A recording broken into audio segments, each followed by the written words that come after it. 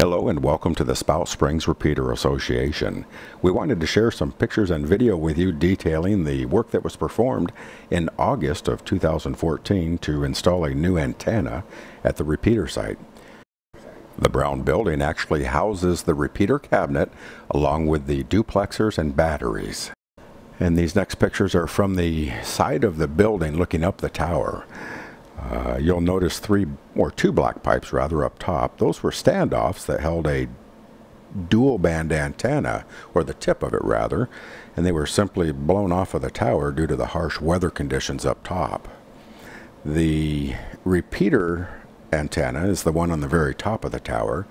This one you're viewing on the side is the one that was damaged, and the antenna element simply fell out once the antenna was blown off the tower. The half of the antenna that was blown off caught guy wires and was simply guided down to the ground level to be retrieved. That is Jack, KF7ZXL. Dave from Baker City, N7TEE, brought up the repeater's antenna on his homemade rack on the back of his pickup. Once Jack there on the left and Dave there on the right unpackaged the new antenna from its cardboard tube that it was shipped in, it was examined and prepared for installation on top of the tower.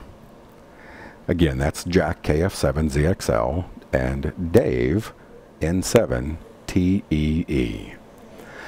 Our tower climber this day is Julian, KK7JX from La Grande, Oregon, and the association sincerely appreciates his help that day.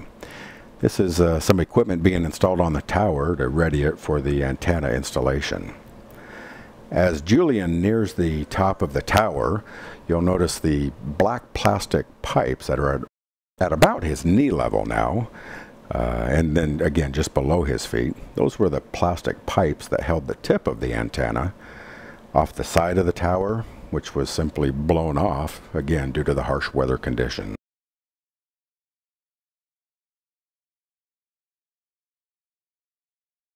Again, the brown building that's up on stilts with a ladder going up into it is the repeater's building, and the repeater and associated electronic equipment is housed inside.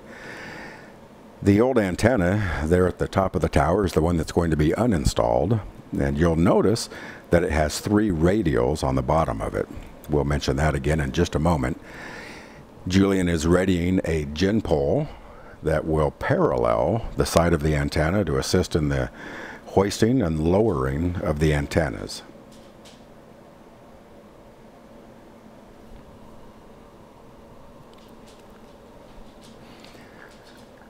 There will be several ropes videoed and pictured here in just a moment, some of which are tag lines for the antenna's rise and fall from the tower.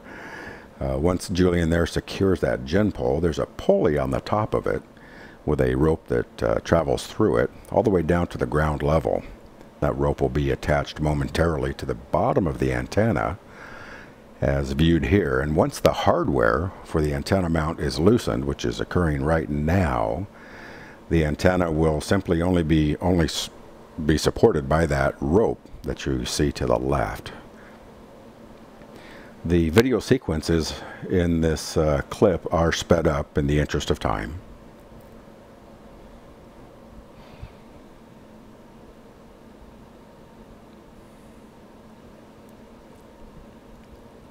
The 3 radials off of the old tower, or the old antenna rather, have already been uninstalled.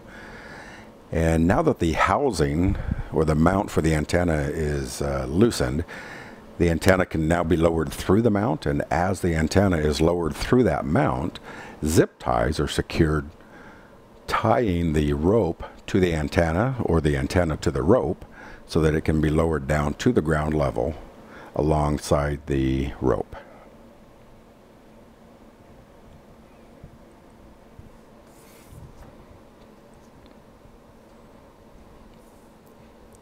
The green bucket up top is simply to hold some various hand tools, zip ties, and some tape for securing the coax and weatherproofing the connection.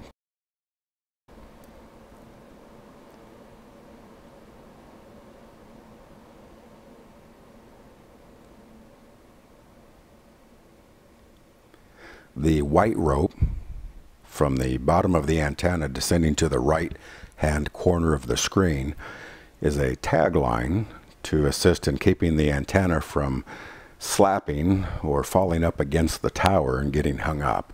You'll also notice the pigtail of the feed line exiting the bottom of the antenna. Again, as this antenna is lowered through the antenna mount, the zip ties are being secured so that once it's clear of the mount, the antenna will not tip or roll to either side and will simply follow the rope on its journey down to ground level.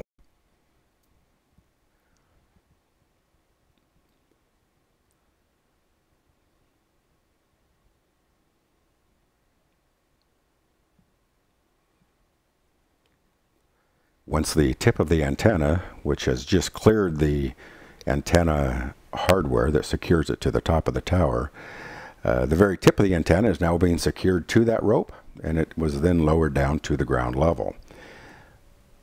Once on the ground, the same hardware and zip ties were attached to the new antenna, as shown here in this picture, and the new antenna can now begin its journey up the side of the tower the same way the old one came back down. Again, the tag line is attached to the bottom of the antenna. That's Jack KF7ZXL securing that. From the ground crew continues to pull the rope, which causes the antenna to continue its journey skyward up towards Julian at the top of the tower. Julian, as he receives the tip of the antenna, will direct it precisely into the mounting hardware and will call out commands down below to pause or to continue pulling as he directs that antenna skyward.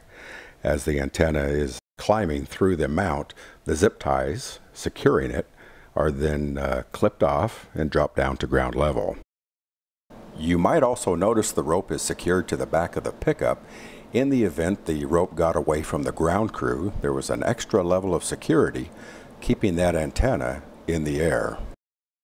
And as that rope is being pulled, the antenna is simply rising through the antenna mount, and as that happens, Julian is clipping the zip ties away from the antenna and the rope so that it can continue its journey upward through the antenna mount. Again, this video clip has been accelerated in the interest of time.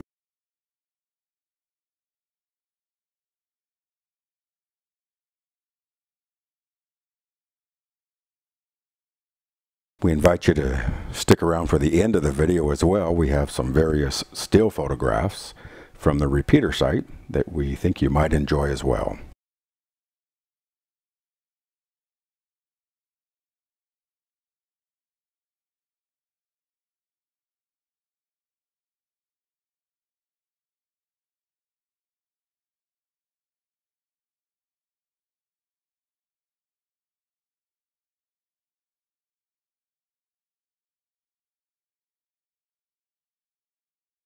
As the antenna approaches its near final destination or resting spot, one last heave-ho from the bottom of the antenna by Julian's forcing the antenna up, as well as a pull on the rope, will seat the antenna into the mounting hardware so that the hardware can then be secured.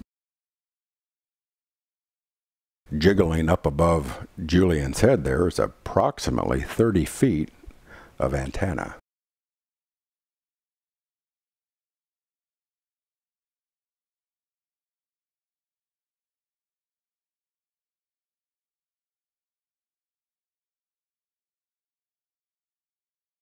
The two black pipes, one of which is pictured just beneath Julian's feet here, were uninstalled on a later trip to the repeater.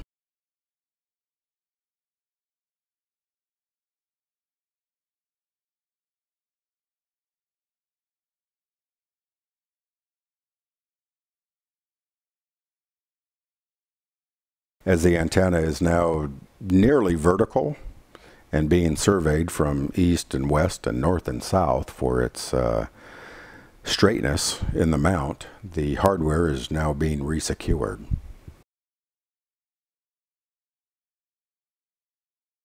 You might notice two red printed circular rings at the base of the antenna.